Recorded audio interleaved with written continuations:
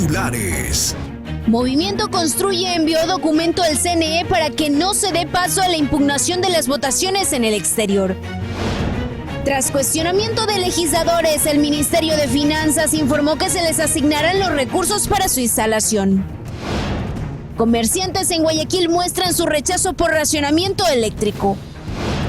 Incautan 600 kilogramos de cocaína en cajas de banano provenientes de Ecuador en Turquía.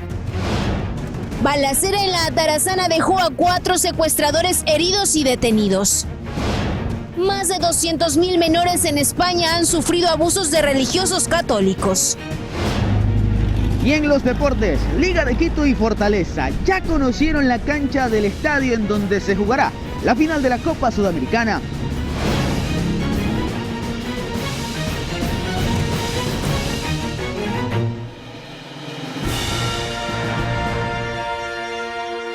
Esto es Noticias Oromar, de las 9 de la noche, con la conducción de Tania Loor.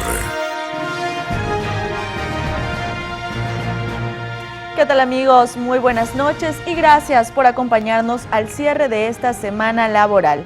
Para el martes 31 de octubre está previsto que se lleve a cabo la audiencia de formulación de cargos contra Danilo Carrera y otros procesados por el presunto delito de delincuencia organizada en el caso Encuentro. Iniciamos.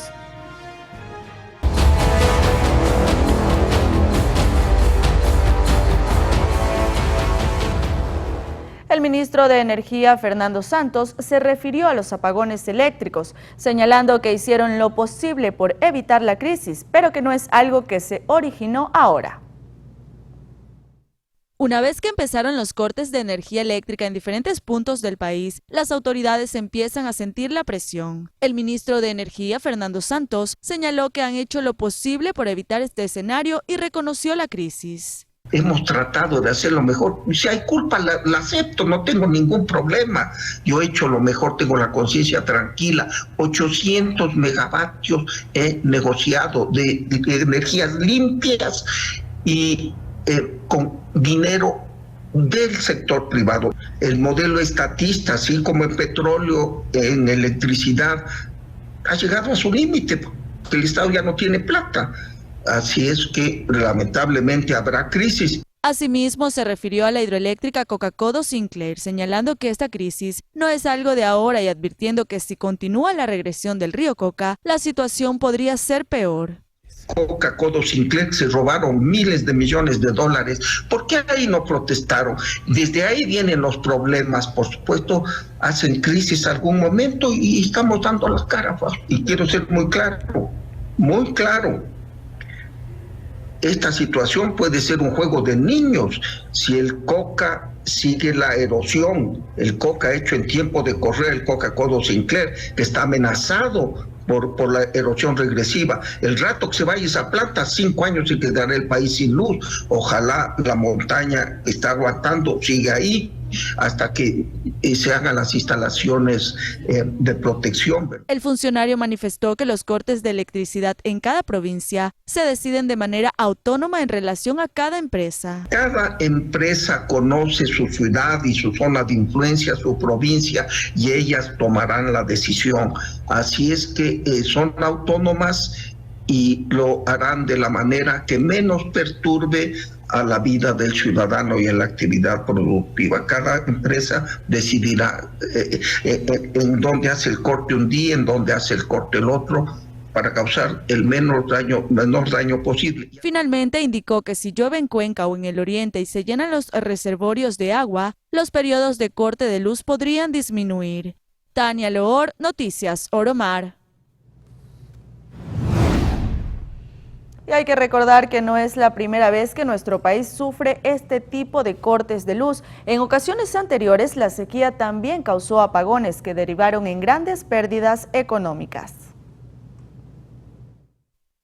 Los apagones en Ecuador son una realidad. pero una realidad que no es nueva. Entre 1992 y 1993, la sequía fue tan grave que por más de 2 meses, el presidente de esa época, Sixto Durán Ballén, dispuso la medida de adelantar los relojes 1 hora para que las actividades se realizaran más temprano. El objetivo fue ahorrar en la importación de combustibles para las plantas termoeléctricas, un monto que en sucres era de 156.000 millones, es decir, un equivalente a 87 millones de dólares. Sin embargo, el impacto económico que generó esta situación fue de 600 millones de dólares en los sectores públicos y privados.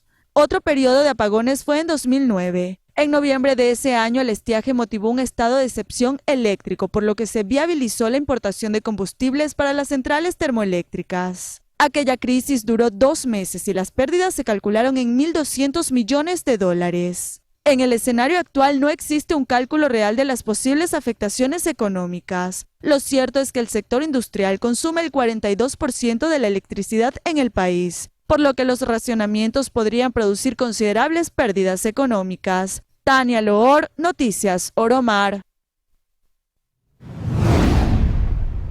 Y es que precisamente debido al peor estiaje que atraviesa el Ecuador en los últimos 50 años, el gobierno dispuso el racionamiento de energía en todo el país como medida de contingencia para sobrellevar esta compleja situación.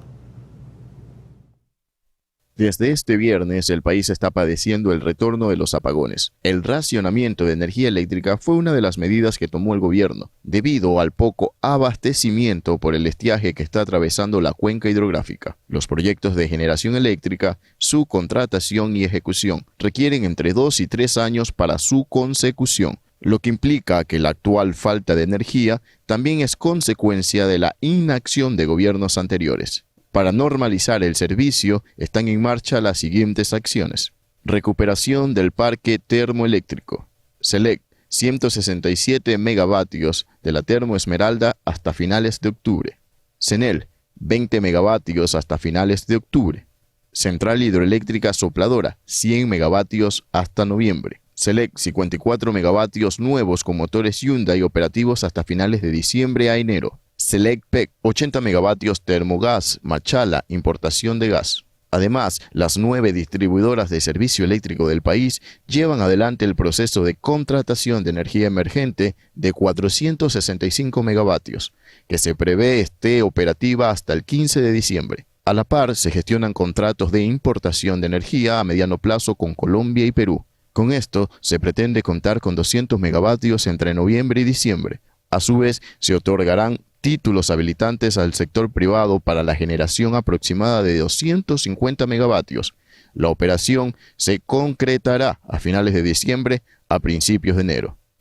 William Zambrano, Noticias Oromar. Solo 2 provincias no tendrán apagones debido a las acciones que tomaron para evitarlos. Además, el Ministerio de Educación anunció que se mantendrán las clases presenciales. Loja y Zamora Chinchipe son las únicas 2 provincias junto al cantón Gualaquiza de Morona, Santiago, que no tendrán cortes de luz dentro de los racionamientos anunciados por el Ministerio de Energía. ¿La razón?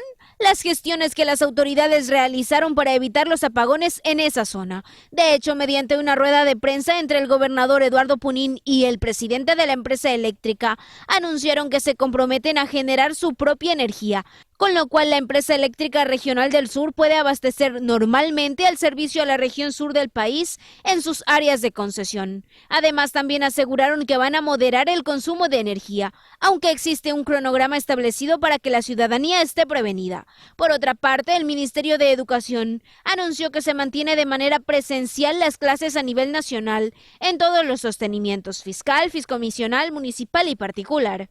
Anaí Vélez, Noticias Oromar.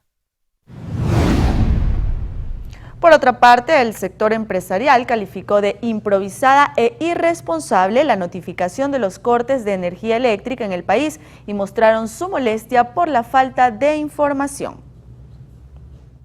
Los anuncios de apagones diarios han generado reacciones desde distintos sectores, como el empresarial. Primero, ha sido una improvisación absoluta esta notificación que se hizo el día de ayer, me parece una irresponsabilidad. Si ya veían que esto iba a suceder, aunque sea que se haga un plan estratégico para tratar de no afectar al sector productivo. 2023 ha sido un año en el que hemos tenido que luchar contra la inseguridad, hemos tenido que invertir tanto en temas adicionales en vez de invertirlos en mejora productiva, en mejora de capacidades, y ahora nos vemos enfocados a tener estos problemas de los apagones, ¿no? Es decir, algunas empresas tendrán la posibilidad de gastar más recursos, pero aunque sea sostener a través de plantas eléctricas, pero los pequeños comercios y los otros tipos de negocios que no tengan esta facultad simplemente no podrán ejercer sus actividades de forma habitual. Además, indicó que ni siquiera saben cuánto va a durar ni cuál va a ser la planificación, mientras que María Paz, integrante de la Cámara de Industrias y Producción, cuestionó que se desconozcan las pérdidas económicas. De cuánto sería, solo sabemos que va a ser millonario, porque no tenemos información, y creo que ese es el segundo problema, o igual de importante que el primero. El primero es el tema del estiaje, pero si bien es cierto que la naturaleza es compleja, pero esto sí se puede prever, con diseño estructural adecuado y anticipándose con responsabilidad, esto sí se podía prever, y sobre todo ante un escenario así, posibilitar que ese impacto sea el menor posible. Nuestra frustración y la desesperación que estamos enfrentando actualmente desde el sector industrial, sobre todo, es la falta de información. Nos enteramos a través de una rueda de prensa, pese a todos los esfuerzos que hemos hecho durante semanas en tener contacto con las autoridades, donde nos decían no habrá apagones. Por lo que solicitan reunión con las autoridades para saber cuál es la realidad de esta problemática. Anaí Vélez, Noticias Oromar. De la misma forma, algunos comerciantes de Guayaquil rechazaron estos racionamientos eléctricos que afectan seriamente a sus negocios. Es fácil percibir la incomodidad, el descontento y en algunos casos la indignación por lo que significa un freno al desarrollo de labores, comercio y, en fin, a la economía de los pequeños negocios. Paraliza todo en el tema, sea en la mañana o en la tarde, por el tema del trabajo, empresas, como le escuchaba hace poco al amigo aquí, el tema de las impresiones, su negocio, el tema de las calles, los semáforos, en fin, es completo el problema. Hubo tiempo para prevenir el tema con el actual presidente que estamos aún. No hay plata para invertir en generadores de energía y, a diferencia de otros años, la telefonía y demás inventos tecnológicos son todos dependientes de cargas eléctricas y el apagón lo paraliza todo. Esas horas que dura el corte, ¿qué se va a hacer? ¿Es preferible cerrar o esperar de brazos cruzados? ¿Qué han pensado hacer? Es preferible cerrar porque lamentablemente no se puede producir. Sin energía no se puede producir nada. Todas las máquinas aquí usan energía eléctrica y si no se produce, ¿para qué va a estar abierto dando pie a que de pronto hasta la delincuencia se aproveche y venga y meta mano en la gente? Como se dice en el argot popular, la furia del Chiro, llega el momento de quedarse sin Wi-Fi y sin poder ni siquiera usar el teléfono para ver qué hay en las redes. Cristian Arias, Noticias Oromar. Con la llegada de los apagones también se vieron afectados otros sectores como la movilidad. Las principales ciudades presentaron colapsos por los semáforos apagados y el tráfico lento. Particularmente al norte de Guayaquil, el corte de electricidad afectó las avenidas Francisco de Orellana y la del Bombero, mientras que a la altura de la avenida Carlos Julio Arosemena, la semaforización funcionaba parcialmente. Y en la capital ecuatoriana se vieron afectadas las vías en zonas de Conocoto, el Estadio Olímpico, Coto Collao, Avenida Eloy Alfaro, Avenida 6 de Diciembre, entre otras. Con relación a Cuenca, las intersecciones viales de la 1 de Mayo, Loja y 12 de octubre sufrieron estragos, pero en el centro las actividades se desarrollaron con relativa normalidad.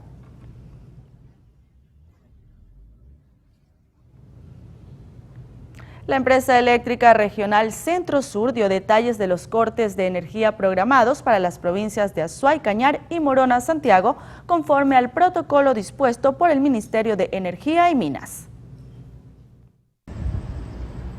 Una vez iniciado este viernes el racionamiento eléctrico, funcionarios de la empresa eléctrica regional informaron acerca de la programación de desconexiones debido al estiaje que se agudiza sobre todo en la parte oriental del país. Por ahora, la disposición es no afectar al sistema de salud, transporte, seguridad e industrial. Hemos puesto mucho énfasis en buscar garantizar la salud pública y en este caso todo lo que son hospitales públicos. El Centro de Rehabilitación Turi, Policía, ECU 911, CSC, Bomberos, Ejército. En el tema del transporte, el aeropuerto, el terminal terrestre, el tranvía Cuatro Ríos, que evitamos que no se tengan cortes de energía, el parque industrial, zona franca y otras áreas donde se encuentra la industria cuencana no tenga cortes. Conforme el paso de los días, se realizarán ajustes en los horarios de corte de luz mediante disposición de la SENACE. Se puntualizó que los periodos serán rotativos para no afectar al sector productivo, según el análisis de la Centrosur. Esta franja que tenemos nosotros de corte de 8 horas a 18 horas, esto es porque el Centro Nacional de Control nos ha pedido. Para conocimiento de la ciudadanía, se habilitarán espacios en la página web del organismo, en el cual se exhibirá el día, la hora y la duración de la suspensión del servicio. Hemos habilitado el canal del Instagram, el canal de X, antiguamente Twitter, y el canal de Facebook, donde permanentemente vamos a estar generando comunicación de los sectores, zonas. Hemos habilitado el canal del Instagram, el canal de X, antiguamente Twitter, y el canal de Facebook, donde permanentemente vamos a estar generando comunicación de los sectores, zonas y generando los links para que precisamente los ciudadanos también puedan consultar. Un nuevo feriado nacional se avecina y la duda recae en los eventos programados por las fiestas de Cuenca. Ciertos espacios de la urbe, eventos, ferias y conciertos no se verán afectados, pero aquello estará sujeto a la orden que emite el Centro de Control. Si es que tenemos incrementos por parte del Centro de Control, tendremos que replanificarlo, pero sí, eso lo estamos buscando. La empresa eléctrica necesita un mínimo de 200 megavatios para abastecer del servicio a La Suay, Cañar y Morona Santiago. Aunque en primera instancia se indicó que el racionamiento tardará hasta diciembre, es posible que se extienda hasta marzo del 2024. Todo dependerá de la temporada climática y el consumo de los usuarios. Quiero recomendarles visitar nuestro sitio web www.oromartv.com y sintonizar en vivo Noticias Oromar desde cualquier parte del país y el mundo. Nos vamos a la primera pausa y en breve regreso con ustedes.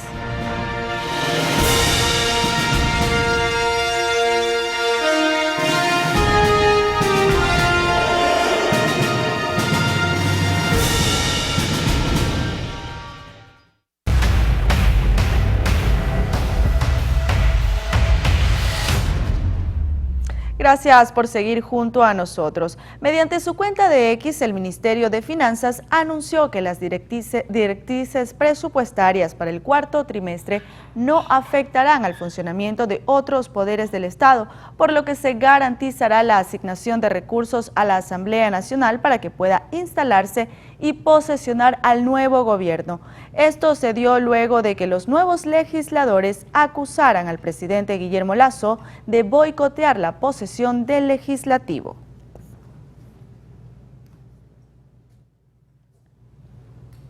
Un ex candidato suplente a asambleísta del Movimiento Construye impugnó los resultados de las elecciones en el exterior. Frente a esto, el movimiento envió un documento al CNE para revocar este pedido. Que la asamblea se posesione el 20 de noviembre se volvió incierto, luego de que Alexandro Tillería, ex candidato suplente a asambleísta por el Movimiento Construye, impugnó los resultados de las elecciones en el exterior, tanto la dignidad de asambleístas como el binomio presidencial. El documento fue ingresado el 26 de octubre al Consejo Nacional Electoral, según lo indicado por Construye, quien, por cierto, asegura que no está de acuerdo con la impugnación. Este acto es contrario a nuestra posición. Creemos que el nuevo gobierno debe instalarse de inmediato y ponerse a cargo de los graves problemas del país. Lo mismo va para la Asamblea Nacional y la bancada del Movimiento Construye está trabajando en ese sentido. El actual gobierno no debe permanecer en el poder ni un minuto más de lo estrictamente necesario. Y esperamos que esta maniobra de distracción, cuyos intereses ni conocemos ni compartimos, no nos aleje de los temas urgentes, de los temas importantes de debate nacional. El ex candidato pidió que se declare la nulidad en las elecciones en el exterior en la dignidad de asambleístas en la circunscripción exterior de Europa, Asia y Oceanía, la nulidad en la dignidad de presidente y vicepresidente y que se convoque a nuevas elecciones para estas dignidades. Frente a todo lo expuesto, el secretario del movimiento entregó un escrito al CNE en el que ratifica que Tillería no es representante del movimiento y no puede actuar como tal. Según el artículo 147 de la Ley Orgánica Electoral, se declarará la nulidad de las elecciones cuando se hubiera declarado la nulidad de las votaciones en al menos el 30% de las juntas receptoras del voto, cuando no se hubieran instalado o se hubieran suspendido las votaciones en al menos el 30% de las juntas receptoras del voto y cuando los votos nulos superen a los votos de la totalidad de candidatos o candidatas, por lo que habría que analizar si el pedido cumple con los requisitos. Anaí Vélez, Noticias Oromar. El presidente electo Daniel Noboa recibió una misiva por parte del primer mandatario de Francia, Emmanuel Macron, quien expresó su predisposición para cooperar estrechamente en temas medioambientales, comerciales y económicos. Macron también se refirió a la situación que atraviesa Ecuador en materia de seguridad, por lo que indicó que su país continuará brindando apoyo contra el crimen organizado y la defensa del Estado de Derecho.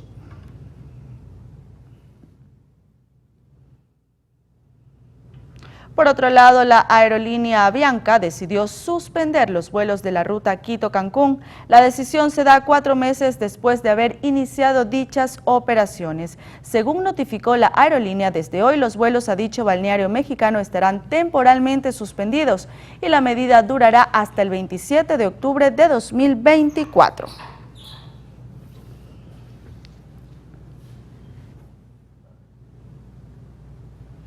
Con esta información es momento de separarnos nuevamente por unos segundos, pero en breve volvemos para revisar algunos sucesos, así que no cambie de canal, ya volvemos.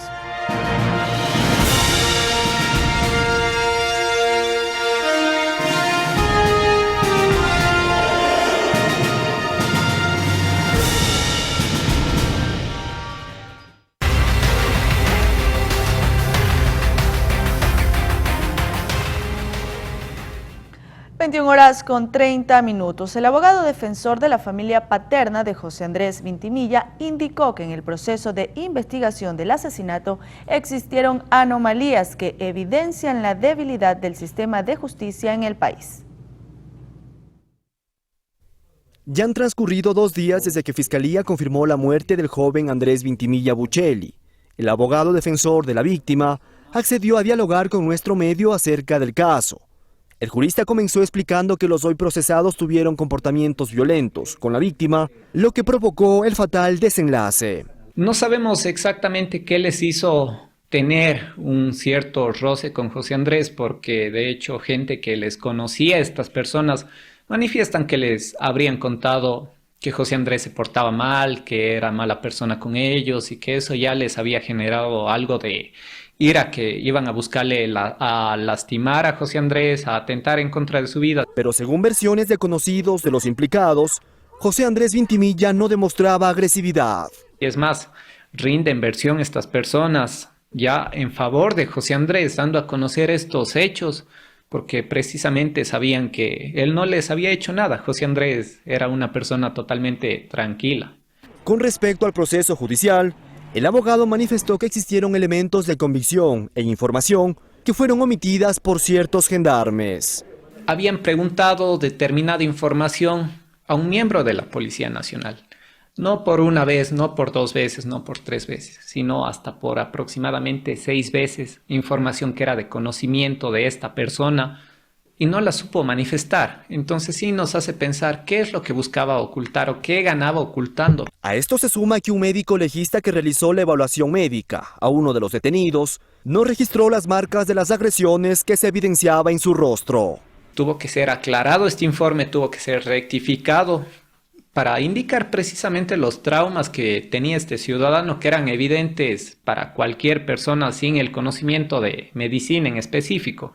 Además, señaló que la Defensoría Pública solicitó a la familia la desautorización de llevar el caso con un abogado particular. Yo fui autorizado por la familia Vintimilla Buccelli en un principio y posteriormente la Defensoría Pública, que era quien estaba llevando el caso, se acercan a que les firmen los documentos donde me desautorizaban nuevamente. Entonces sí llama la atención por qué La Defensoría Pública se mete donde ya hay un abogado privado. Lo que sí se conoce es que el lunes 30 de octubre se realizará la audiencia de formulación de cargos por el delito de asesinato. En caso de hallar culpabilidad, la pena sería de 26 años, con posibilidad de que aumente si existen agravantes. Una persecución policial desató una balacera en pleno barrio de La Atarazana, en Guayaquil. Los delincuentes terminaron apresados por las autoridades. Eran pillos que ya habían atracado en varias zonas del norte de Guayaquil. Recientemente habían asaltado en Los Sauces, también en la vía San Borondón. Eran 5 angelitos que se movían en un taxi amarillo y quienes incluso actuaban como banda para la ejecución de secuestros extorsivos. La policía le seguía la pista y gracias a labores de inteligencia se supo que estaban a punto de secuestrar a una persona en el sector de la Puntilla San Borondón. Tras frustrar ese delito, se produjo una persecución que terminó en La Atarazana, muy cerca a la Junta Provincial del Consejo Nacional Electoral. Un tiroteo terrible, sí, venían persiguiendo, la policía al parecer venía persiguiendo a los delincuentes desde Sauce, según la información que nos dieron. Se escucharon alrededor de unos 15-20 disparos. Ellos intentaron interceptar primero lo que es un secuestro express, posiblemente en lo que es San Borondón. De ahí ellos venían previamente robando a una persona de Sauces y desde Sauces fue toda la persecución. En su intento por escapar, el conductor del taxi se estrelló contra un poste. Personal de Fuerzas Armadas brindó apoyo a la policía para lograr atrapar a 4 sujetos cuyo acento hacía presumir que se trataba de extranjeros. Cuando había un señor que estaba de blanco justamente ahí sentado con los militares, él confesó que era también parte de la banda como conductor. El conductor del taxi. Ajá, el conductor del carro. El taxi quedó chocado y fue retenido para investigaciones, pues se tiene indicios de que habría sido utilizado para cometer diversos delitos. En esta acción no se encontraron armas, pero no se descarta que luego de las investigaciones se logre dar con el escondite de las mismas, ya que según las víctimas, ellos actuaban de manera amenazante por estar fuertemente armados. Cristian Arias, Noticias Oromar. En Machala, sujetos armados ingresaron a una vivienda para acabar con la vida de un hombre. Los sicarios se movilizaban en motocicleta. Revisemos las incidencias de este y otros hechos violentos. La noche de este jueves 26 de octubre, sicarios llegaron a la vivienda donde descansaba el presidente del gobierno autónomo descentralizado de Salango, Pedro Soledispa, y le propinaron varios impactos de bala dejándolo sin vida. Este nuevo hecho violento de un político en funciones que pertenece al cantón Puerto López se suma al que ocurrió en el mes de febrero, cuando faltando un día para las elecciones asesinaron al candidato a alcalde Omar Menéndez. Y otro hecho violento fue el registrado en el barrio Eloy Alfaro, en la entrada del sector conocido como El Coco en Machala, provincia del Oro. Testigos del hecho indicaron que sujetos armados a bordo de una motocicleta ingresaron a una casa y dispararon en reiteradas ocasiones contra un hombre conocido como Mosco, para luego darse a la fuga. Indicar que los señores familiares manifiestan que hace un año y medio atrás aproximadamente había salido del centro de rehabilitación social. Producto de eso es ubicado por los victimarios y producen los disparos causándole la muerte. Al lugar se movilizó personal especializado para realizar el respectivo levantamiento del cadáver. Un intento de asesinato se registró la tarde de este último jueves en la avenida Manabí, cerca de la unidad educativa Puerto Viejo. Un hombre que se encontraba al interior de un vehículo recibió varios impactos de bala. Tras el ataque, la víctima, identificada como Alberto Carofilis, avanzó en su auto por al menos una cuadra, pero se estrelló contra otro carro estacionado. Luego del hecho, Carofilis fue trasladado hasta un hospital de la localidad. En la escena se hallaron más de 8 casquillos de bala. María José Pino Argote, Noticias Oromar. Y en Esmeraldas, concretamente en el sector Tripa de Pollo, la Policía Nacional, en conjunto con elementos de las Fuerzas Armadas, aprehendieron a 8 presuntos sicarios. Los sospechosos circulaban en una camioneta Ford 150 cuando fueron detenidos. Tras la intervención se incautaron 2 armas de fuego, municiones, 10 teléfonos celulares y afiches alusivos a su organización.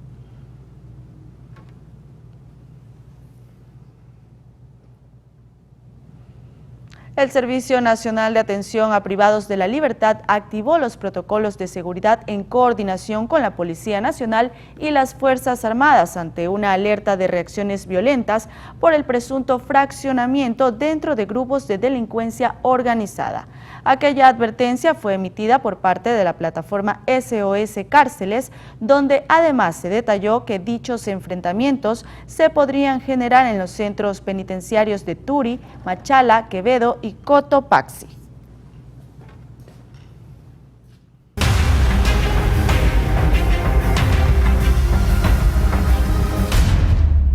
Ahora les contamos que cerca de 260 kilos de marihuana fueron decomisados dentro de un camión que transportaba tablones de madera en el área metropolitana de la ciudad de Guayaquil. El conductor fue detenido cerca de la penitenciaría del Litoral. Tras la revisión se halló un total de 12 sacos que contenían 179 paquetes de cannabis en forma de ladrillo. Luego de la intervención, el chofer fue trasladado a la unidad de flagrancia para ser puesto a órdenes de las autoridades competentes por el delito de tráfico ilícito de sustancias sujetas a fiscalización.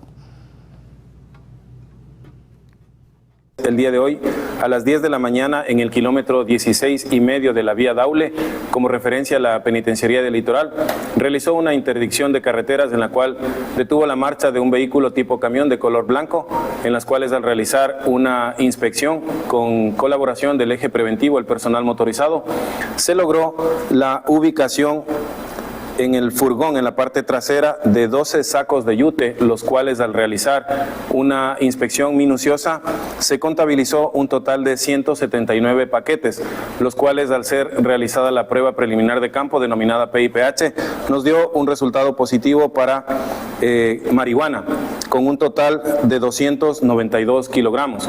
En este momento nos encontramos realizando las investigaciones pertinentes con la respectiva unidad. Existe una persona aprehendida, la cual ya se encuentra a órdenes de la autoridad competente, a esperas de la instalación de la audiencia de calificación de flagrancia para resolver la situación jurídica de este. El ministro del Interior de Turquía anunció que en el puerto internacional de Mersin se incautaron 610 kilogramos de cocaína en una embarcación. La Dirección de Delitos Antinarcóticos de la Policía Provincial recibió información que la droga estaba colocada en paquetes de plátanos provenientes de Ecuador. En el operativo se detuvo a 3 sospechosos, entre ellos el dueño de la empresa que recibiría el cargamento.